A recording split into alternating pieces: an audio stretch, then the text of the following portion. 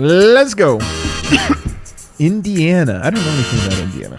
Ever seen the show Good Bones on HGTV? Never seen it. Is that like, is it the doctor or the forensic scientist? They have a lot of sports remodeling. bars in Indiana. Home remodeling? That's all Indianapolis is. What is up, everybody? Welcome into the pregame show. Presented as always by DraftKings Sportsbook, America's top-rated sportsbook app. Use promo code DNVR whenever you sign up. In fact, do it right now. Pull your phone out and be ready because that man over there is going to make us all kinds of money tonight. You missed out on the Powerball this week. You didn't make $2 billion. Not to worry. Again. Superstar Dev is going to make it up for you. We'll make up a little of that tonight. A little bit of that. Just brick by brick, dollar by dollar, bet by bet. I was so bummed I didn't win that one. Oh, Yeah, that's the one you thought you had. I felt so good about it. I never felt so confident about it. you were putting the time and the reps in, too. I was putting felt reps like you in. deserved Yeah. it. I did. I think you're overdue. It's so Nobody overdue. else is overdue. You're It's so overdue. true, though. Keep man. buying them, man. Yeah. It's so true. It would have been so much fun. I had such big plans for all of us, really. All of us. Back to Belgrade. Here we go. Oh, man, right away. Immediately. Bye, Belgrade. Guys, we have a good show for you today. I have some stats that are going to blow your mind. No. Are they man, going to shock me? They're going to shock you, man. Talk about some shocking stats. All about Jokic's shot profile we're going to talk about later on in the show. We're also going to look at the next 10 games and, of course, place our bets. But first, we're going to do some game notes. And before that, I'm going to introduce the panel. Everybody, what is tonight? Black Jeans Night. Let's go. Let's go! Wow, Black dude. Jeans Love Night. when the fellas are on the same page. Have we ever all dressed the exact same before? That's all right. That's You know right. what? You That's got right. black pants. Mine are joggers, too. Kale, you got black We're pants? 2 No, and 2. you didn't get the memo? Oh, come Anyway, on, over here, Bill. Brendan So Vogt. different. I feel great. Early start. Nugs are rolling. Another show with the fellas, you know? I know, man. I'm feeling so good. This could be a vibes night. We'll get to that in a second. Over here, though, Harrison Wynn. Feeling great, too, guys. If this game gets started on time like the last game did, that would be just a capper, right, Dev? Like, that would make this night's it'd be an even better start to this night. We got the 5 p.m. game starting on time for you. I'm so glad that you came to me second Yeah. because that is a dream come true. When I looked at That's the what I'm schedule saying. today, I said, wow, how incredible is this? 5 o'clock start. We get to go and eat dinner at home. This is incredible. In your bed by 9? Dev, you can stick around for segment 3 tonight. I don't want to. Tell you that, I don't want to. Oh, man. All right, let's get to some game notes. First of all, Wynn, great piece today. Kentavious Caldwell-Pope. Some Thanks. great quotes in there. Some great insight. Thought that was a really good Yeah, one. thanks. Check it out, guys. DNVR.com. Where to give- go. Some Nuggets in Indiana. Why don't you give some game notes here? Well, the news on the injury front, Zeke Naji is playing tonight, or he's available. I shouldn't say he's playing. He's available tonight. Big difference. Yeah, after missing the last couple games with an ankle sprain. He was originally doubtful. They upgraded him to questionable after shoot-around today, so he's good to go. I didn't think this was like a long-term ankle injury, and he just missed, a couple games. So we'll see if he gets on the court tonight. The Nuggets have played him this year twice in the rotation. It's both been against Oklahoma City, which has a smaller second unit. So we'll see if he plays tonight.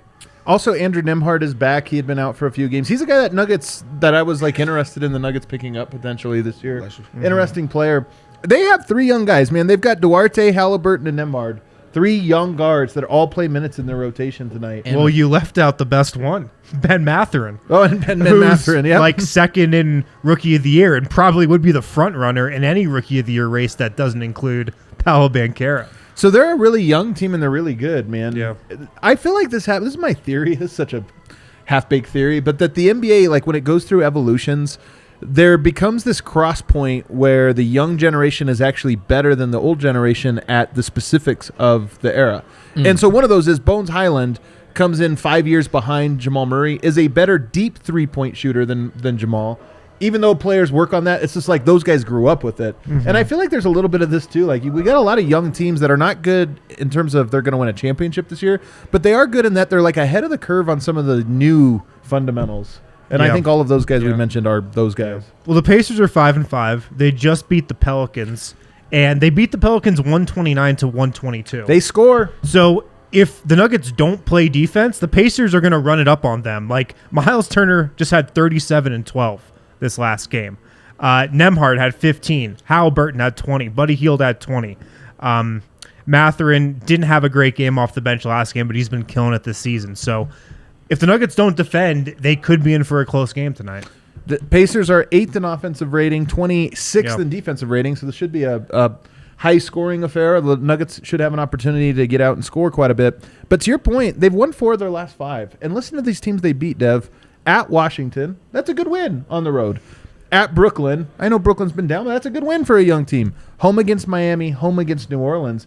That's 4 good wins to me. No great ones, but 4 really good ones. Especially, looking at it, they started out slow and then they got themselves together. Also, it's all offense with them. You just talked about like elite guard play. They just got Miles Turner back because he was injured. Right. So they look like a completely new team. He was also with him. podcasting. Yeah. Also podcasting and really Done with pushing that. for that Laker push. So he has things to play for if he really wants them to make a trade.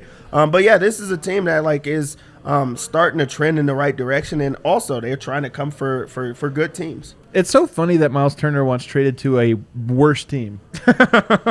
Honestly, they're 3 games behind the Lakers. Woj up like, how about an episode 2? Yeah, it's like next I want to Walk get that traded back. to the Rockets. Yeah. The only worst team. It is kind of funny, man. Like if this theoretical trade drags on another month, it might be like 7 games. Can we circle back for a part 2? A part 2. It would actually be funny if the Pacers end up making the playoffs. Yeah. He gets traded and the Lakers miss it. It's just like, what did you do? How did you do this? Oh my God. Yeah. It's funny, man. Not every NBA player's top priority is winning. Did you know that? I would have never guessed it. Did you know that? Yeah. No. Yeah, it's funny. Yeah. I think I've only been following Bradley Beal. Yeah. That's probably why. Miles Turner is a guy who is a good center that I feel Jokic always has his way with. Yeah. For They sure. do play 2 bigs though tonight. But- They like to go 2 bigs. He's including starting. The thing about Turner, though, he shoots the 3, and he wants to shoot the 3. So that means, I'm guessing Jokic is matched up on him, probably, right? Well, Jalen At least to start the game. Jalen Smith. Smith also shoots the 3. Yeah. so- But it means like He's Jokic's so little, though. Jokic's going to have to try to get out on that at least a little bit defensively. With Miles Turner, it seems like Jokic gets up for those type of games where he's Right. at least trying to score on them. And I think it's because he's a physical big. A lot of guys are, just trying to corral him or slow him down in Finesse him, different yeah. ways. Yeah, the finesse route. He's physical with him, and I think that Jokic likes those type of performances. So I do think that you'll see an aggressive Jokic tonight. Yeah. Hopefully. Yeah. I hope so as well. I will say this. They do pack the paint. They give up a lot of threes. I think they have one of the highest opponent 3-point attempt rate, so they give up some threes. I kind of like Jokic to facilitate tonight. And if they bring their shot, I think they're gonna have their way. Again, a game Denver I think should win. To me, tonight is I don't want to call it a vibes night because the Nuggets are on a vibes roll right now, but they beat the Spurs twice. They beat the Thunder once. That's their 3-game win streak. This would push it to 4 if they get this one. Indiana would represent the toughest of the 4, but I don't think necessarily a good team. This is one Denver Right. should win. If they lost, it wouldn't be the end of the world. Right. But if they won, you'd be like, you know what? Continued signs I that this is agree. a team that handles business and their floor is a certain level. So I'm looking forward to that. Let's look at the next 10 games, guys, for the Nuggets here because I like to look at it in 10-game blocks. It just is natural. They're at India. There's a lot of road games in this 10-game schedule we're going to look at. They're at Indiana tonight, at Boston, at Chicago, home against the Knicks, at Dallas, home against Detroit, at Oklahoma City, at the Clippers, home against Houston. That is 3 home games, 7 road games over their next 10. Is it possible, Vogt, that the Nuggets could match their record of 7-3 over this 10-game slate?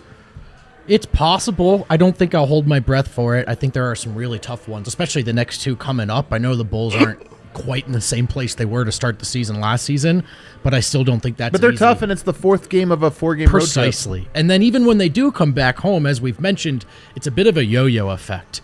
So Right. I think you can pick 1 to 2 games here too, even where you think, okay, you like the Nuggets on paper, but they're bound to lose focus at some point, right? In this trip where you bounce back and forth, a lot of time on the road. So I maybe more like 6-4 to me, but Yeah. I would love 7. Dev, how many games are they going to be underdogs in? At Indiana, they're favored tonight. At Boston, they're going to be underdogs. At Chicago, I think they'll be favorites if they win tonight and don't get blown out against Boston. well, it'll be close, I though. think they'll be underdogs. I think so, by too. Plus 1.5. I think so, too. At Dallas, Underdogs, probably. at Dallas. Underdogs. No, I think they'll be a favorite in 1. What? No way. I think so. All right. Well, you have 3. They'll be favored at home against the Knicks. Favored at home against Detroit. At Oklahoma City, they were favored last time, so they'll be there. At Clippers, I think they'll be underdogs most likely. Although we'll see how the Clippers do. Yeah. So and then Houston, they'll be favored. So I think that they will be favored in either 5 or 6 of their games, depending on those Dallas ones. Which means Vegas is basically saying they're going to go 5-5 or 6-4. Do you see it going any different than that, Devin? 5-5. Yeah, I think that they're going to do better. Like, really, Wow. I think that they're finding themselves, and they're getting up for games. There hasn't really been many stumbles or anything like that. I think that they're playing a lot harder, and they're just having fun. We don't talk about the vibes. They're having fun. They're playing, hard on offense, and they're also really good on the road. That's been, their staple for the last couple of years. So I do think they'll go higher than that. Yeah. I just feel like the Nuggets are getting better, maybe not every game, but they're just getting better at certain aspects of basketball in every game. Like the defense, I think showed something last game in the fourth quarter. Jamal Murray getting better and better with each game he plays. The shooting, I just feel like Denver's just trending up. It's just so obvious, and because of that, I think they could go, 7-3 in these next, and I think it's definitely on the table. If you go 7-3 in a stretch where 7 out of the 10 are on the road, that's a really good stretch. That sets you up for a really. I mean, if Denver could be 14-6, that would be their record at that. 14-6 after 20 games, you're in a great spot. And then you come back home for a much more comfortable stretch. Yeah, almost. You still have a little bit of like 50-50 for a couple weeks, and then you get home. But to me, I don't know. This is a tough one. I don't think it's a make or break one. There are a few layups in there. Like Houston should be a layup. Knicks should probably be a layup back at home. Detroit at home should be a layup. But then you get games, the rest of them at OKC, Boston, at Indiana, at Chicago. Those are all 50-50 games, and it starts with tonight. That's why tonight to me is such a, I don't want to call it a swing game because it's a long season and you'll lose some you shouldn't, you win. But if you win tonight, you're just set up at 8-3. If you get to 8-3, you're just set up in such a good spot where the rest of the 10-game stretch, you're like, okay, if they just go chalk, it was a good stretch. So tonight represents kind of a big one for me. I want to talk about Jokic's shot profile, though. We'll do a little bit of an extended segment here because I was getting into the numbers over the last few days, guys. We all know Jokic hasn't been shooting. People, is he being aggressive? Does he care? The debate online right now. First of all, Nuggets offense, number 5 in the NBA currently. Number 5 offense. They're climbing. Remember, they're 3 on cleaning the glass. On cleaning, so you eliminate that, they're way up there. And then if you go to half-court offense, by the way, they're crushing it, which is usually where you want Jokic taking shots. 2.3, or let's go to the numbers here. 23.1 points per 36 minutes. Let's do per 36 just because it's easier to normalize. That ties his season 3 years ago. So the 2 MVP seasons, obviously that was up. He's actually tied with where he was 3 seasons ago, so it's not like he's dramatically lower on points per game. 13.9 field goal attempts per 36, lowest since his rookie season. That's the big number. And how low is it?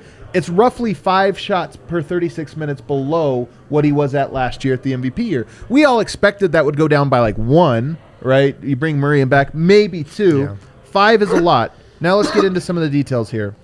2.3 3-point field goal attempts per 36 minutes. That's the lowest number of his rookie season, and it's 2 per 36 fewer than it was last year. So he's taking, let's just say per game, basically, 2 fewer threes per game roughly than he was taking last year. Is that bad? Not necessarily. I think him taking fewer is just the offense doesn't need it as much. It was also something he went to as he got increasingly tired, I thought, being a workhorse across last season. So this offense can find better possessions than him shooting threes. What's concerning about it is just the wrist element, in my opinion. Oh, okay, yeah. But I think in Save terms that of, for a second, though. I just want to talk about threes. Just in terms of the shot profile of the team, I don't think they necessarily need it. Because we're looking at where is he taking shots away. If he's 5 fewer shots per 36 minutes, all right, 2 of those are just straight three-pointers that he's not taking. Guess what? Denver's the number 1 3-point field goal percentage shooting team right now. We're not missing Jokic's threes. Right. Like the Nuggets are not missing. Precisely. Yeah. Is there anything I'm missing just on the 3-point part of this? No, I agree. I agree with what Vogt said. I don't think he needs to be shooting a lot of threes. I think the amount of threes he's shooting right now is fine. Right. Typically he only needs to shoot them to like keep the defense honest. Right. But the Nuggets are scoring right now at such a great rate that it's fine, I think. So that means 2 fewer threes That leaves 3 extra shots, so 3 fewer twos per game. That's what he's taking right now, which, by the way, as a proportion, he's taking half as many threes as he was last year, and he's taking like 30% fewer twos or 25% fewer twos. Here's the thing, though. He's taking the exact same number of free throws attempts per 36 minutes. So he's actually getting to the line. If we count, those don't count as field goal attempts when you get shooting fouls, but he's getting to the line at basically the exact same rate as he has in over the last 3 or 4 seasons. Last year he was 0.5 higher, but that's, to me, that's like 2 total ones, but whatever.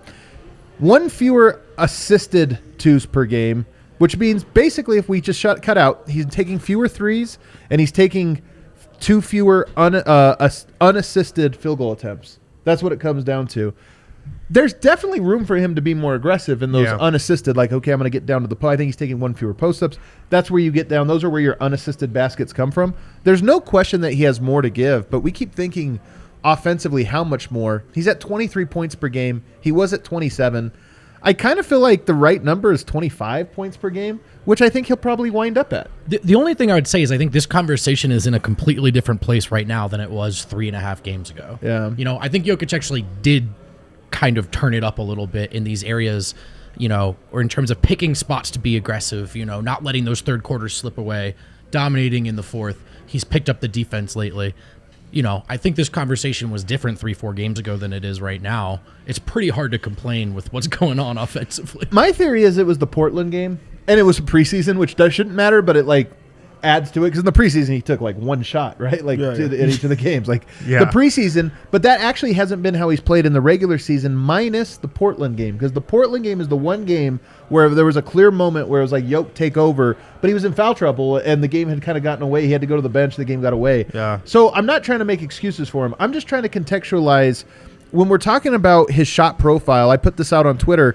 He's taking a higher percentage of his shots at the rim, a higher percentage of his shots at the floater zone, meaning he's taking about the same as he was last year, number of shots from those zones. The places he's cut them out are threes, mid-range, and long mid-range. Those are the shots, and I just don't know that Denver's necessarily missing those right now. Yeah, I think it's also with them, it's about purpose, what they need from him, and then also comfortable. The comfort level. I think that he's comfortable with spacing the floor in different ways now that he does have shooters. When they put him in those spots where he could create from another spot or open up the floor a bit easier, then that's where it becomes easy. Also, he's not making shots that he normally would at the same rate, where it looks like, I think it just looks different, but he's still dominating in so many different ways. You know what's crazy though, Dev? Because I would agree with you. We've all seen him miss bunnies, right? Last year, from 0 to 3 feet, he shot 77.6%. This year, 77.8%. He's shooting the highest percentage of his career. From floater zone, last year he shot 60.6%. This year, 63.2%. He actually is up percentage-wise from where he was last year, even though I feel like he's missed. This is the Michael Porter thing where I'm like, man, I feel like he's left all these threes on the table, but he's at 50%. His 11 for 20 game felt like he shot 30% from the field. And it's the same with Yoke, where I'm like, man, he's missing all these bunnies this year, but he's actually shooting better from that zone than ever before. My whole takeaway from this is I am perfectly fine with how Nikola Jokic has played this year on offense. And I think everybody that's killing him for not being aggressive is crazy. To be honest, they have Michael Porter Jr. and Jamal Murray back this year. Just naturally, there's not going to be as many shots for him. He wants to get KCP involved. He wants to get Aaron Gordon his. He's shooting the highest percentage of his career. The Nuggets have the 3rd best offense in the league. He'll turn it up when he needs to.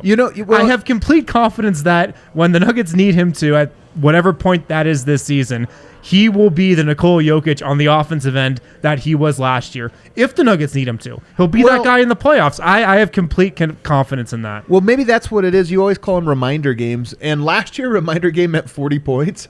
Maybe a reminder game is just a close game where he takes over. And by the way, that happened last game.